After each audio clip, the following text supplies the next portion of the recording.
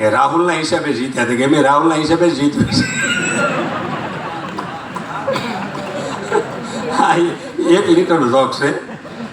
હા, રહીને સમજાય પણ મજા છે. હા, ઇમ્પોર્ટેન્ટ યુગ આવી ગયો તો ટેકનોલોજીથી બધી આવી ગઈ.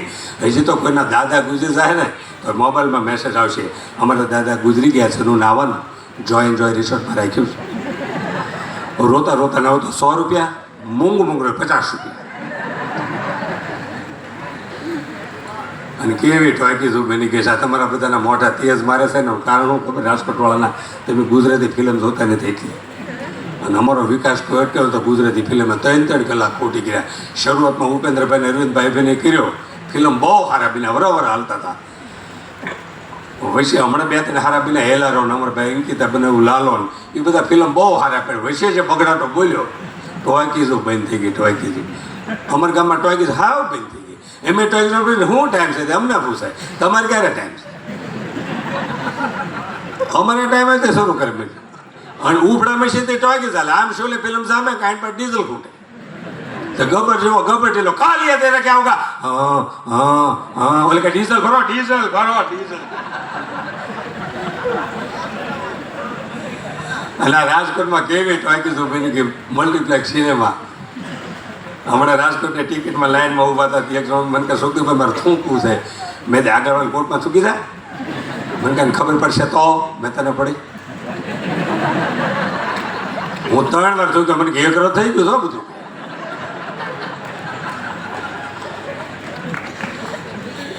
એ ટોકીઝમાં જતા નાનું એવો છોકરું આવી લીધું. મેં 200 રૂપિયા આના લાગશે, આને હું કેમ લીધું કે થેલીમાં નાખી દીધું. તો મેં થેલીમાં નાખી દે. છોકરાને થેલીમાં નાખી દઉં. અમે ટોકીઝમાં જતા ટોકીઝવાળા પૂછ્યું આમાં શું છે, તો અમે અંદર ખોટું બોલ્યા. મેં તેમાં ટિફિન છે ભાઈ, બીજું કાંઈ નથી. કે વાંધો નહીં, હું તો ડાળ ડોળા એટલે કહું. આ રહી સમજાય બધા હોના લેપ ન હોય ને. આ બહુ સારું છે. તમે ઈમાનદારી પૂરું કેટલી બધા દાંત કાઢો છો. પણ એક માયાભાઈ ઘણી વાર, જોકે મારા ફાધર વીકેને ઘણો ટાઈમ થયો, પણ માયાભાઈ એમને યાદ કરી અને વિશ્વના ખૂણે ખૂણે પ્રખ્યાત કર્યો તો માયાભાઈ આયરી કર્યો, જોરદાર તાળીથી વધારી રહ્યો. એમ શિકાગો હતા ને, શિકાગો 25-30,000 પબ્લિક હતું. એમાં માયાભાઈને કીધું કે જાદવ પપ્પાની કોપી કરો કે વિદેશ સુધી દાદા હવેના યુવાનો ઓળખે કે માયાભાઈ નો જો બોલ્યા હોય તો કોને ખબર. આ બધા કલાકાર તો ઓડિયોના કલાકાર, વિડીયોમાં બહુ ઓછા છે. 3 કલાકાર એવા થઈ ગયા કે એ વિડીયોમાં બહુ ઓછા છે. પણ અમારે અમેરિકા પ્રોગ્રામમાં તો બરાબર 50 ફોન આવે. શું કીધું 3 કલાકાર છે ને એનું વિડીયો રેકોર્ડિંગ હોય તો ભલે લાખ રૂપિયા થાય. આનું વિડીયો રેકોર્ડિંગ ગોતો. હવે એમ કલાકાર છે ને પ્રસિદ્ધિ માટે આમ હાવલા મારતા હોય કે કેમ પ્રસિદ્ધિ રહી. યુટ્યુબને ચેનલો ખોલ્યું, રિક્વેસ્ટ કરી કે ભાઈ અમારે આ ઓફિશિયલ ચેનલ છે, આમાં જોઈજો. તે 6.5 કરોડની વસ્તીમાં માંડ 50,000 વ્યૂ આવે. લાઈવ પ્રસંગ અત્યારે તમે ગમે એવા ડાયરા જો તો માંડ 50,000 લોકો પહોંચે. પછી આપણે 3 કલાકને યુટ્યુબમાં કંપનીને વિચાર કરતી કહી દીધી કે ઓડિયોમાં મિલિયન ઉપર ગયું, 5 મિલિયન સુધી પહોંચી ગયા. 1 મિલિયન 10 લાખ માણસો થાય. 5 મિલિયન સુધી પહોંચી ગયા એવા 3 કલાકાર ખાલી ઓડિયોમાં. અમારા ગઢડા ઢસર વચ્ચે આંકડિયા ગામ છે, 13 કરોડા ચારણોના છે. પણ નારાયણ સ્વામી જેવા સંતની બંને સંત થઈ ગયા. આ સંતે 10,000 ભજન ગાયા, પણ કોઈનું ગાયેલું ભજન ગાયું નથી. બીજા કલાકાર અમરેલી બાજુ ચલાણા ગામ, કાંજીબુટા બારો, જીથરાબાબાની વાર્તા કરી, વાર્તા સુધી કોઈ વાગ્યું નથી. અને ત્રીજા તમને બધાને ખબર છે, મારા બાપા હાલો મારા ઘરે 700 ગામડા ખાલી રજા જ આપી, પેમેન્ટ આપ્યું જ નહીં. મારા બાપાને એમ કહું કે એ ગામમાં પૈસા નહીં થાય, પણ હવે હું કામ જાઓ છો કે કદાચ સુખી ચૂ હોય અને બીજો આપે તો આને ક્યાં પાનું કઢાવવું છે, એટલે જીભને ક્યાં પાનું કઢવું છે. મળે ક્યાંક આપશે કે આપણે જવા હું વાંધો.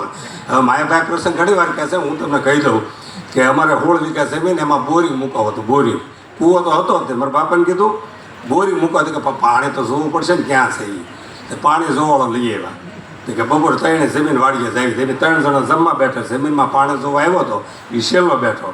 અને રહોડા મારા બાપા કહી આવે કોઈ જમીનમાં પાણી જોવા આવ્યો છે ને એને પહેલાં ઘી અને ઉપર સૂરમું, એટલે ઘી દેખાય નહીં, અમને સૂરમા ઉપર ઘી દેજો. 3 એના સૂરમું પીરસ્યું, ઓલાને તળિયે ઘી ઉપર સૂરમું એટલે ઘી દેખાય નહીં. એટલે મારા બાપા કે મહેમાન ખાવાનું શરૂ કરો. કે જાદુભાઈ ઘી નહીં થયું. તો કે મહેમાનને ઘી ન આપવું બને કે ખરેખર નહીં થયું. પછી મારા બાપાએ કીધું કે 4 ફૂટ સૂરમાં નીચે તને ઘી નથી દેખાતું, 80 ફૂટ પાણી ક્યાંથી દેખાય. આ પ્રસંગ માયાભાઈ ઘણી વાર દાદાને યાદ કરે છે. ધીરુભાઈ અને લ્યુના પ્રખ્યાત કહી દીધું. આમ તો માયાભાઈ ધીરુભાઈ બે લૂના દાદાનું બહુ પરીક્ષા કર્યું અમે હા શું છે દિવાળીએ 50 જણા પૈકી લાગવા આવે છે મેં તમે માનતા ન રાખે સારું લ્યું આ લૂના હજી મેં હા શું છે હા ધીરુભાઈ કે લૂ ન લાગે એટલે લૂના પણ સારી ગાડી હતી અત્યારે તો કમ્પ્લેટ મેં તમને કીધું ને મજા છે જીવનનો હવે જમાનો આવ્યો છે એટલે ટેકનોલોજી અમારા ગામમાં 4 જણને પકડ્યા પોલીસવાળાએ અને એકને પૂછ્યું તું જુગાર રમતો કે સાહેબ હું જુગાર નહોતો રેલવે સ્ટેશન તો કહેતો ટિકિટ બતાડું બીજાને પૂછ્યું તું જુગાર રમતો એ સાહેબ હું દવાખાને તો કહેતો ડૉક્ટરનો કેસ બતાડું ત્રીજાને પૂછ્યું તું જુગાર રમતો એ કે સાહેબ આખા ગામમાં પૂછો એક પણ વ્યક્તિ કે હું જુગાર રમું છું તેમ કયો સજા ભોગવા તૈયાર છું 3 નીકળી ગઈ એક જ વિચાર એ કે સાહેબ હું એકલો કોને ને જુગાર રમું સારે નીકળી ગયા બોલો અમદાવાદમાં સાબરમતી જેલમાં 60 ફૂટ ભોંયરું કેદીઓ ગાયું બહાર નીકળવા માટે એમાં 60 ફૂટે એમાં 5 ફૂટે પકડાઈ ગયા 6 ફૂટે પકડી લીધા બહાર ન નીકળવા દીધા ભોંયર અમારા ગામમાં હાદી જેલ છે એમાં 2 કેદી કે હાલો ને આપણે રોજ રોજ ગાડી તેને 4 ફૂટ ગાડ્યું પોલીસ સ્ટેશન નીકળ્યા સાહેબને ડ્રાઈવર ક્યાં લાવ ગયા ને ક્યાં એને ખબર એમ ઘેલા બાજુ ગાવું બધું એમ આ મોડું ગાડ્યું આમ પોલીસવાળા હોય છે ને ગટરની લાઈન ફેંકી દીધી પછી એ આપણે કીધુંની યોજના હતી કે એટલે અહીંયા તમે રાજકોટમાં સુરતમાં આલ્સીશન ડોગ હોય આલ્સીશન ડોગ એ કૂતરાને હડકવા ઉપડે નહીં એનું કારણ લક્ષથી નાતા હોય ને પારલે ખાતા હોય એને હડકવાનું અમારા ગામડામાં ભૂકે કે રોટલા ખાઈ ખાય હવે હડકાયું કૂતરું છે એને કવડે એમાં વડીલોને ખબર છે કે એને હડકવા ઉપડે એમાં મારા ગામમાં એક બાપાને હડકાયું કૂતરું કવડી ગયું મીડા વાવ વાવ કરવા ડૉક્ટરે કહ્યું કરવું હું કે 5 ઇન્જેક્શન આપો કદાચ હડકવા કાબુમાં આવી જાય 5 ઇન્જેક્શન આપ્યા હડકવા કાબુમાં આવી ગયો પણ સહેજ અસર રહી ગઈ એ કે એટલો હડકવાની અસર તો એટલી તો રહે સહેજ અસર હડકવા નહીં ગઈ આમ હડકવાનો અવાજ આવે દાદાને આપણે દાદાને પૂછ્યું દાદા મજામાં તો કે હમણાં તો સારું છે આવું કાલે 2 સફરજન ખાતા હતા આવું પમથી અમદાવાદવાળા વેવાય ખબર કાઢવા આવવાનું છે આવું એ કે દિવસે કાંઈ વાંધો નથી રાતે આવું